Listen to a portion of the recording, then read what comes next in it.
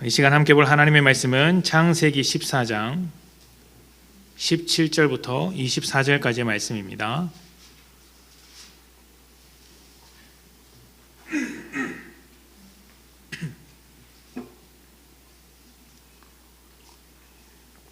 창세기 14장 17절부터 24절까지의 말씀 우리 교독하도록 하겠습니다. 17절부터 24절입니다. 아브라함이 그돌라오멜과 그와 함께한 왕들을 쳐부수고 돌아올 때에 소돔 왕이 사회 골짜기 곧 왕의 골짜기로 나와 그를 영접하였고 살렘 왕 멜기세덱이 떡과 포도주를 가지고 나왔으니 그는 지극히 높으신 하나님의 제사장이었더라. 그가 아브라함에게 축복하여 이르되 천지의 주제이시요 지극히 높으신 하나님이여 아브라함에게 복을 주옵소서. 너희 대적을 내 손에 붙이신 지극히 높으신 하나님을 찬송할지로다. 아브라함이 그 얻은 것에서 10분의 1을 멜기세덱에게 주었더라. 소돔 왕이 아브라함에게 이르되 사람은 내게 보내고 물품은 내가 가지라.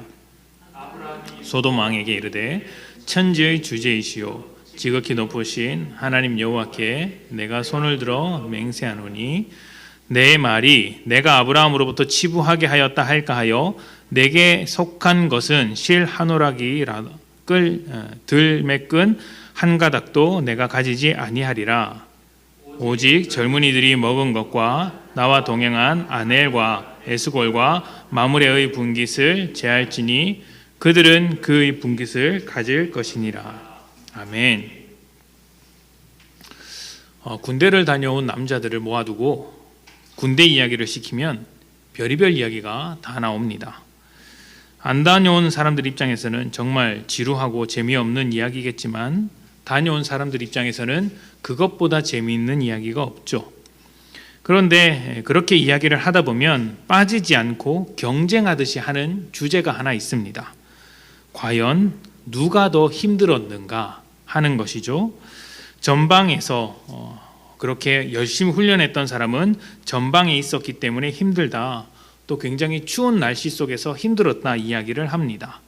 그렇다고 후방에 있었던 사람은 자기가 힘들지 않았다고 인정하는 것도 아닙니다.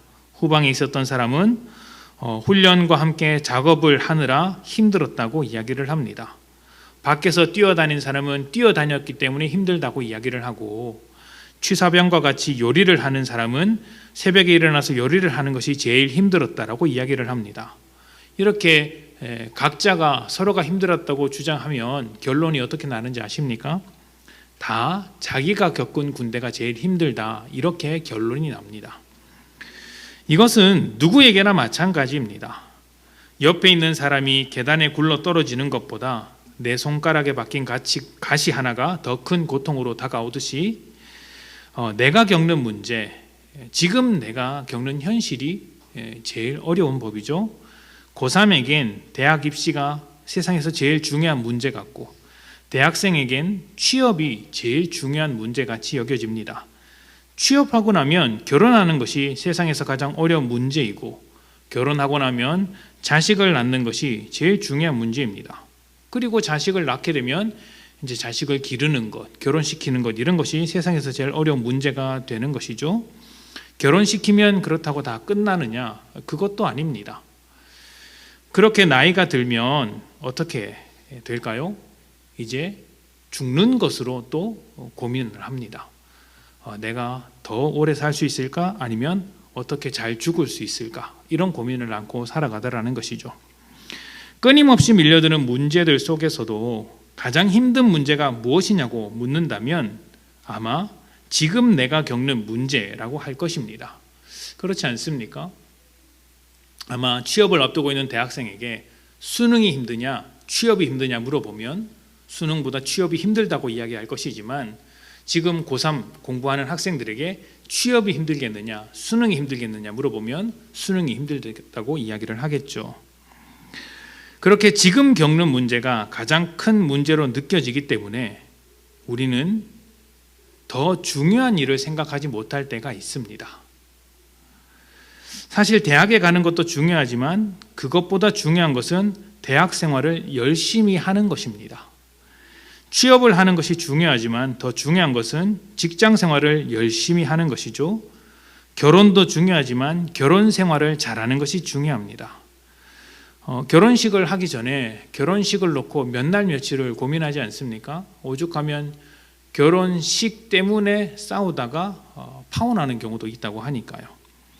신혼여행지도 알아보고 예식장과 함께 손님에게 대접할 음식도 알아봅니다. 또 혼수도 굉장히 오랫동안 고민하죠.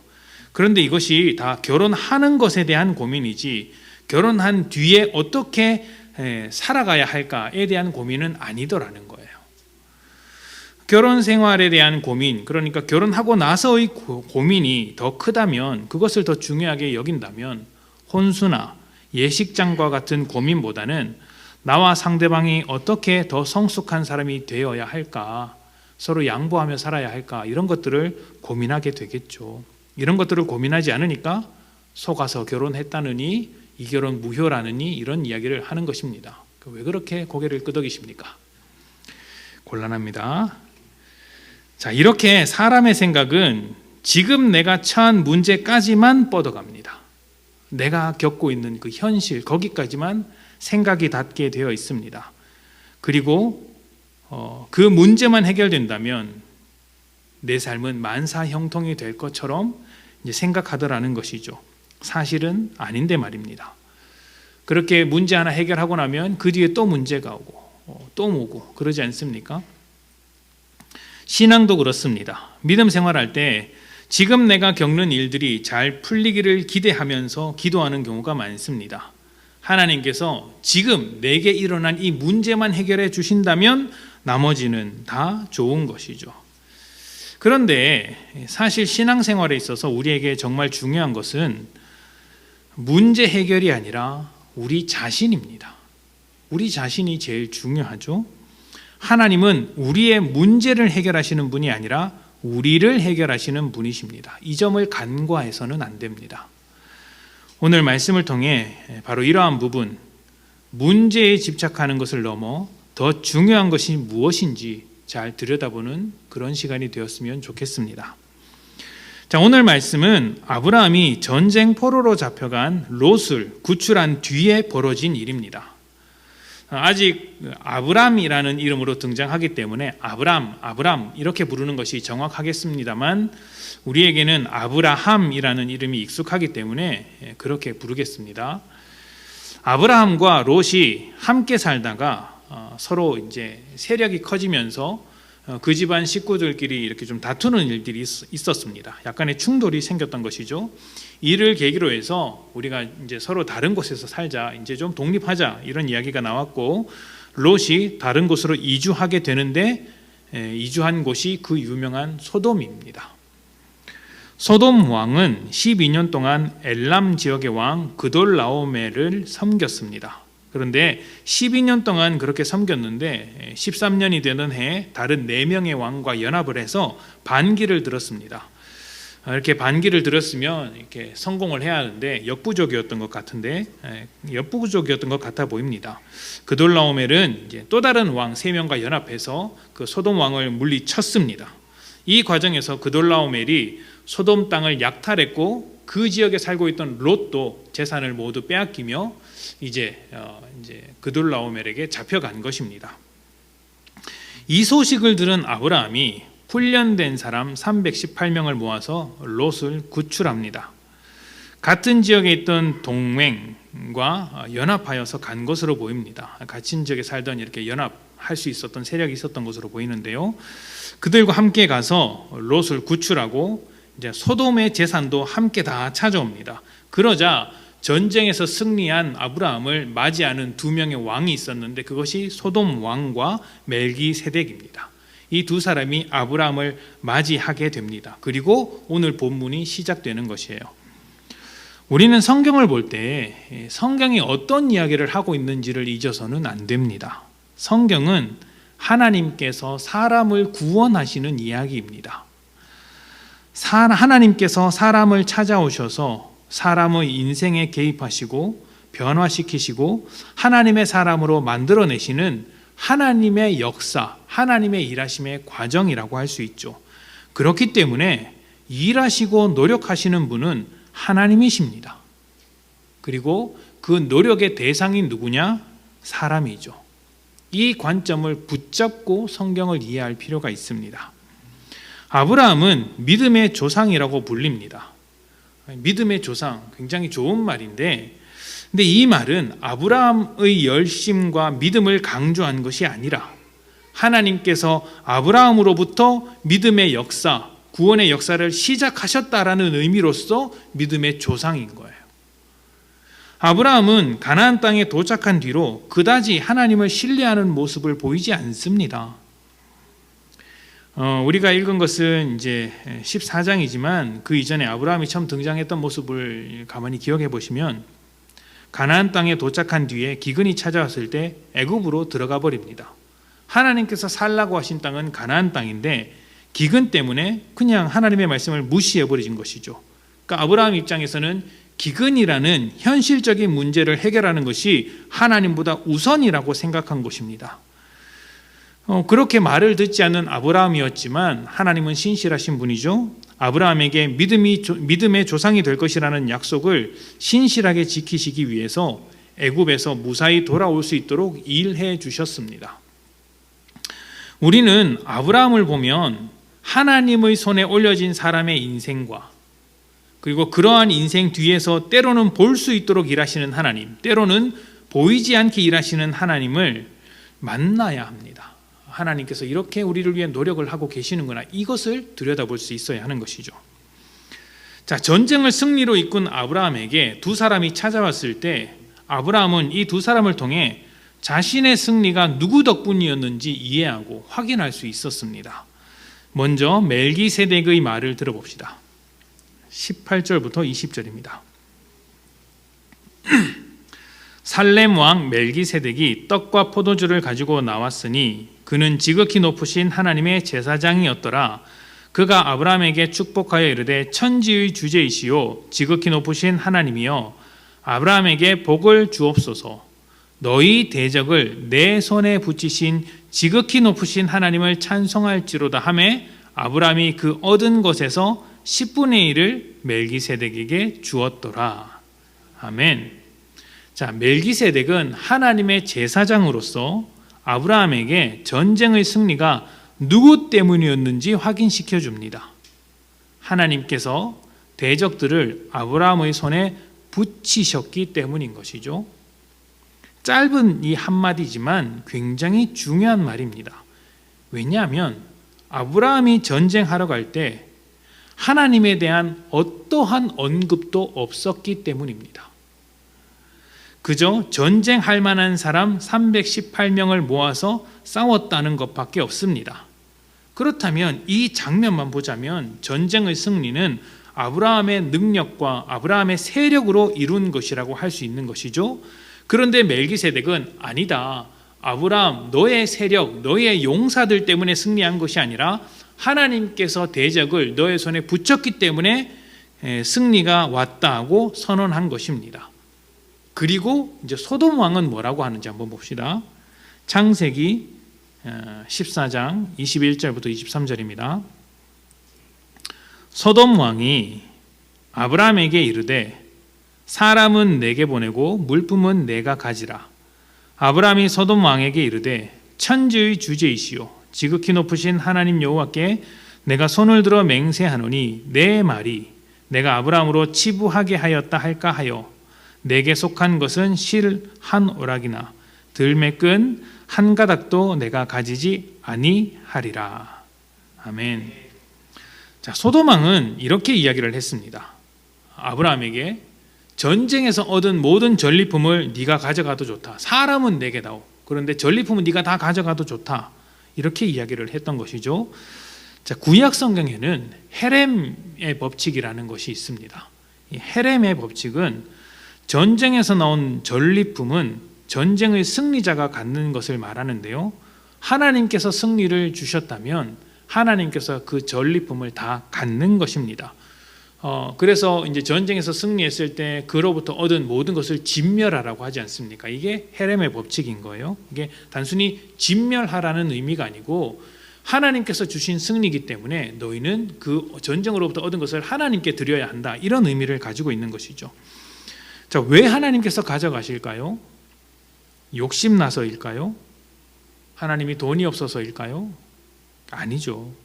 이스라엘 백성들이 가져가는 것이 아까워서 그러신 것일까요?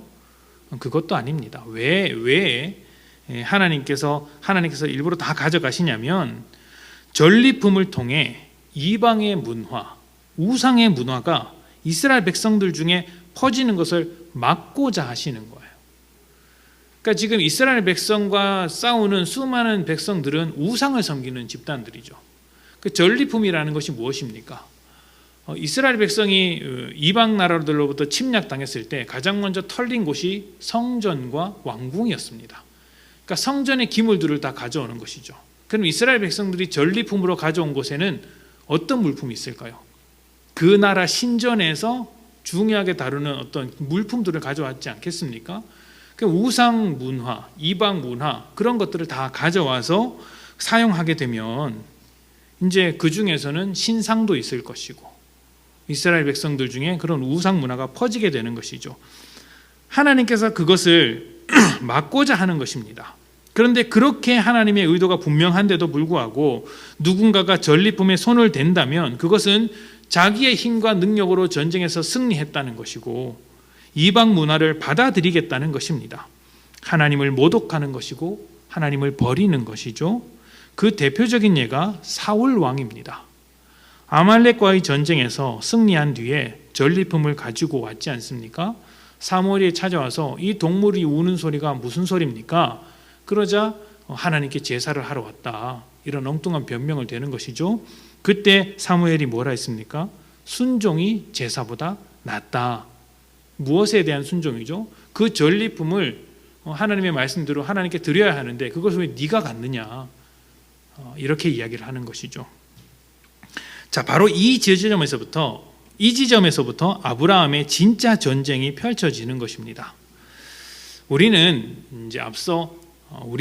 우리 앞에 닥쳐진 문제만 보느라 더 중요한 일을 보지 못하는 경우가 많다고 했습니다.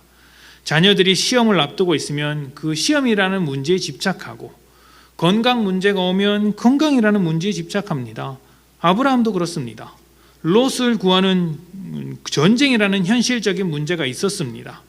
재미있는 것은 가장 현실적인 문제라고 할 수 있는 전쟁을 하는 동안 하나님의 이름이 단 한 번도 등장하지 않았다는 거예요. 전쟁을 하는 동안 하나님의 이름을 부르지 않았어요. 하나님의 도우심을 구하지도 않았어요. 사실 가장 현실적인 그 전쟁이라는 문제에서 하나님이 필요한 것 아닙니까? 내 눈앞에 닥친 위기에서 하나님의 도움이 절실히 필요하지 않습니까? 현실적인 문제에서 하나님을 찾을 수 없다면 도대체 어떻게 해야 된단 말입니까? 아마 우리 대부분이 그렇지 않을까 생각을 합니다. 우리는 많은 문제를 가지고 살아가면서 한순간도 편하게 살아본 적이 없습니다. 편한 것은 잠깐이고 불편한 것은 오래 가지 않습니까? 시계를 딱 시간을 멈춰놓고 그 순간을 가만히 들여다보면 문제가 없는 순간이 없습니다. 참 삶이라는 것이 기가 막히죠. 문제가 없는 순간이 없습니다. 게다가 그보다 더 큰 문제는 아브라함이 전쟁할 때 하나님이 보이지 않았던 것처럼 수많은 문제 속에 살아가는 우리의 삶에도 하나님이 보이지 않는다는 거예요. 그래서 하나님의 살아계심과 신실하심을 두고 혼자 끙끙 앓을 때가 많지 않습니까? 어쩌면 믿음에 있어서 그리고 하나님의 관점에서 볼 때 우리가 편안하게 사는 것은 가장 중요한 관심사가 아닐 수 있습니다. 중요한 관심사가 아니라는 것이 아니라 그러니까 편안하게 사는 것이 잘못되었다, 중요하지 않다 이게 아니라 가장 중요한 관심사는 아닐 수 있다는 거예요. 더 중요한 것이 있습니다. 바로 하나님과 우리의 관계이고요. 우리가 이 세상을 살아갈 때 어떤 존재로 살며 무엇을 중심으로 사는가 하는 것입니다. 이것이 중요한 것이지 편하게 사느냐 마느냐 하는 것은 제일 중요한 문제가 아닐 수 있습니다. 만약 편안하게 사는 것이 그렇게 중요하다면 예수님의 십자가는 우리 신앙의 모델이 될 수 없습니다. 그렇지 않습니까? 또 사도들과 제자들이 순교를 당한 것은 어떻게 설명할 수 있겠습니까? 뿐만 아니라 로마서에는 하나님의 자녀로서 영광을 받기 위해선 고난도 함께 받아야 한다고 했습니다. 여기서 고난이라는 것이 무엇입니까? 믿음으로 살면서 찾아오는 수많은 문제거리들 아니겠습니까? 믿지 않으면 당하지 않아도 될 그런 고난들. 편안하게 사는 것이 최우선이라면 이런 말은 가능하지 않는 것이죠. 편안하게 사는 것이 최우선이 아니라는 것입니다. 물론 편안하게 사는 것도 중요합니다. 하나님께서 세상을 창조하셨을 때 사람이 편안하게 살아갈 수 있도록 이 세상을 만들어 주셨습니다. 안식을 누리면서 살라고 하셨죠. 그런데 이것이 가장 중요한 것은 아닙니다. 에덴 동산에서 안식이 어떻게 사라졌나요? 하나님과의 관계가 깨졌을 때, 죄가 들어와서 사람들로 하여금 하나님과 멀어지게 되었을 때, 멀게 만들었을 때, 그때 안식이 사라져 버렸습니다. 그러니까 안식이라는 것은 하나님과의 관계가 바로 섰을 때나 가능한 것이죠. 그래서 우리에게 하나님과의 관계, 우리가 어떤 존재냐, 우리의 중심이라는 것이 편안하게 사는 것보다 훨씬 더 중요한 문제라는 것입니다. 그런 의미에서 아브라함의 진짜 전쟁은 롯을 구출하기 위한 싸움이 아니라 보이지 않는 순간에도 하나님의 일하심을 인정할 수 있느냐 하는 것입니다. 전쟁만이 아니라 아브라함을 아브라함으로 만들기 위해, 믿음의 조상으로 만들기 위해 보일 때나 보이지 않을 때나 변함없이 하나님께서 인도하고 계심을 믿느냐 마느냐, 인정하느냐 마느냐 하는 것입니다. 왜 이런 요구를 자꾸 요구하시냐면 아브라함도 죄인으로서 하나님을 모르고 있고 하나님을 배워가는 과정이기 때문이죠. 멜기세덱과 소돔 왕을 만난 것은 아브라함에게 있어서 하나님의 일하심을 확인하는 자리입니다. 그리고 하나님의 입장에서는 아브라함의 믿음을 확인하는 자리라고 할 수 있죠. 아브라함은 소돔 왕의 제안을 거절했습니다. 전리품을 네가 가져라. 그런데 거절하죠. 그리고 멜기세덱의 말에 따라 하나님께서 주신 승리라는 것을 인정하고 전리품에 대한 11조를 드렸습니다. 전리품에 대한 11조예요. 여러분, 11조가 무엇입니까? 이 모든 것이 하나님의 것이라는 신앙 고백입니다. 그러니까 전리품에 대한 11조를 드림으로써 하나님께서 대적을 너의 손에 붙였다는 멜기세덱의 말에 따라 하나님의 일하심을 인정한 거예요. 이 전리품이 모두 하나님의 것이라면 이 전쟁도 사실 하나님의 것이다. 용사 318명이 중요했던 것이 아니라, 나와 힘을 모았던 그 동맹이 중요했던 것이 아니라, 나의 세력으로 물리친 것이 아니라 이것은 하나님의 일하심이었구나, 인정을 하는 것이죠. 물론 이번 한 번으로 아브라함의 믿음이 다 확인되지 않습니다. 앞으로도 몇 번 더 넘어지고 몇 번 더 씨름을 합니다. 그러나 결국 어떻게 됩니까? 어떻게 확인받습니까? 자기 아들 이삭을 바치는 것으로, 그러니까 보일 때나 보이지 않을 때나 여전히 일하시는 하나님을 신뢰하는 자리까지 가게 되는 것이죠. 그곳까지 가서 자기의 믿음을 온전하게 확인을 받게 됩니다. 이 과정을 통해서 하나님은 여전히 일하시는 것을 확인하게 되고 끝끝내 믿음의 조상이 되는 것이죠. 우리의 인생이 편안하지 않고 또 현실적인 문제가 찾아왔을 때 우리에게 정말로 필요한 것은 문제가 해결되는 것보다 우리가 하나님의 손에 붙들려서 살고 있음을 믿는 믿음입니다. 전쟁에서 승리할 때도 있을 것이지만 반대의 경우가 있을지도 모릅니다. 전쟁에서 패배할 때도 있을 수 있습니다. 당장 눈앞의 문제가 풀리지 않으면 조급해지고 망할 것 같지만 우리는 하나님의 손에 붙잡힌 사람들 아닙니까? 보이지 않는 곳에서 일하시는 하나님이 우리를 내버려 두지 않습니다. 이것을 믿는 믿음, 하나님을 향한 신뢰를 갖는 것이 문제가 해결되는 것보다 훨씬 더 중요한 것이죠. 이 이야기의 결론이 어떻게 흘러가는지 아십니까? 창세기 15장 1절입니다. 이 말씀은 다 같이 읽어볼까요? 창세기 15장 1절 시작. 이후에 여호와의 말씀이 환상 중에 아브라함에게 임하여 이르시되 아브라함아 두려워하지 말라. 나는 내 방패요 너의 지극히 큰 상급이니라. 아멘. 이후에라고 시작을 하죠. 이후에. 그러니까 앞에 있었던 그 사건 이후에 아브라함의 믿음이 확인되고 이제 하나님께서 아브라함에게 말을 거시는 거예요. 하나님께서 아브라함에게 그래 너 참 잘했다 칭찬을 해주시면서 이야기를 해주시는 거예요. 내가 너의 방패다. 내가 너의 지극히 큰 상급이다. 재미있는 것은 이 방패라는 말과 상급이라는 말이에요. 하나님께서 자기의 이름을 나타내시거나 자기의 신분을 나타내실 때는 그냥 하시는 말이 아닙니다. 여기서 방패라는 말이 히브리어로 마겐이라는 말입니다. 마겐, 인도하다, 구원하다와 같은 의미를 가지고 있는데요. 조금 더 잘 설명을 드리면 어떤 대상이 중간에 있고 그리고 그 대상을 삥 둘러싸서 빠져나갈 틈이 없도록 이렇게 둘러싸는 것을 말하는 거예요. 그런데 이 말이 멜기세덱의 말 너의 대적을 내 손에 붙이신 할 때 이 붙이신과 같은 어근을 가지고 있어요. 그러니까 같은 단어예요. 그러니까 대적을 하나님께서 어떻게 하셨냐면 도망가지 못하도록 삥 둘러싸셨고 또 하나님께서 아브라함에게 삥 둘러싸고 있는 거예요. 근데 어떻게 둘러싸고 계시죠?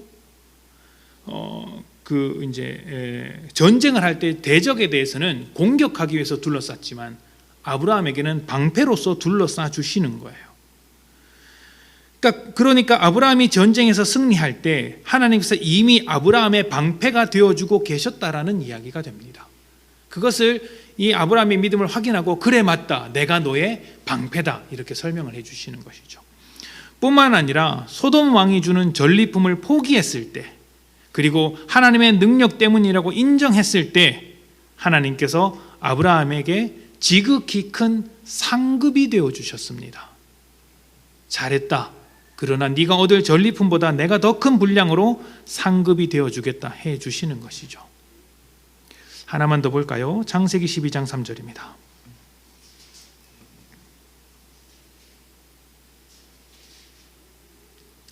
다 같이 읽어보겠습니다. 시작. 너를 축복하는 자에게는 내가 복을 내리고 너를 저주하는 자에게는 내가 저주하리니 땅의 모든 족속이 너로 말미암아 복을 얻을 것이라 하신지라. 아멘. 아브라함을 저주하는 자를 하나님께서 저주하겠다고 합니다. 아브라함의 싸움이 곧 하나님의 싸움이라고 약속해 주시는 거예요. 그러니까 아브라함이 전쟁을 치르고 있을 때 보이지는 않았지만 하나님은 자신의 약속을 지키기 위해서 여전히 방패로서 아브라함과 함께 해주고 계셨던 것이고 멜기세덱과 소돔 왕과의 대화는 그러한 하나님의 일하심을 인정할 수밖에 없었던 대화였던 것이에요. 이 이야기가 오늘 우리에게 던져주는 메시지가 무엇일까요? 예수님은 세상 끝날까지 우리와 함께 하신다고 약속하셨습니다. 그리고 하나님은 우리의 변치 않는 아버지로서 우리를 항상 돌보겠다 약속하셨죠. 하나님은 약속을 이루시는 분이시고 지키시는 분이십니다. 남은 것은 우리가 하나님을 신뢰하느냐 마느냐 하는 것이죠. 그리고 우리에게 반복적으로 찾아오는 문제들은 보이지 않는 곳에서 우리를 위해 일하시는 하나님을 믿는 믿음을 확인하는 자리일지도 모릅니다. 여러분은 문제로 가득한 그 순간, 해답이라고 보이지 않는 순간에도 하나님을 신뢰하겠습니까? 11조를 드린 아브라함과 같이 여러분의 삶을 온전하게 하나님께 드리겠습니까? 여러분이 가장 큰 문제라고 여기는 것들도 하나님 앞에 맡겨드릴 수 있겠습니까? 아니면 소돔 왕의 말대로 내 인생은 내 것이니 문제 해결에만 매달리겠습니까? 무엇이 더 중요하겠습니까? 정말로 하나님을 신뢰한다면 문제로 가득한 가장 어두운 순간에도 믿음이라는 찬란한 빛을 낼 수 있는 것이겠죠. 문제가 해결되는 것도 중요합니다. 그러나 그보다 우선하는 것이 있음을 잊지 맙시다. 우리는 문제를 통해 믿음을 확인하고 점검하는 것입니다. 문제가 해결되면 다 끝나는 것이 아닙니다. 문제가 해결되더라도 하나님을 신뢰하는 일은 여전히 남아 있습니다. 우리 삶의 방패가 되시며 상급이 되시는 하나님을 신뢰하는 믿음으로 모든 문제를 뛰어넘는, 그리고 하나님과 기쁨으로 동행하는 복된 여러분들이 되시기를 축복합니다. 함께 기도합시다.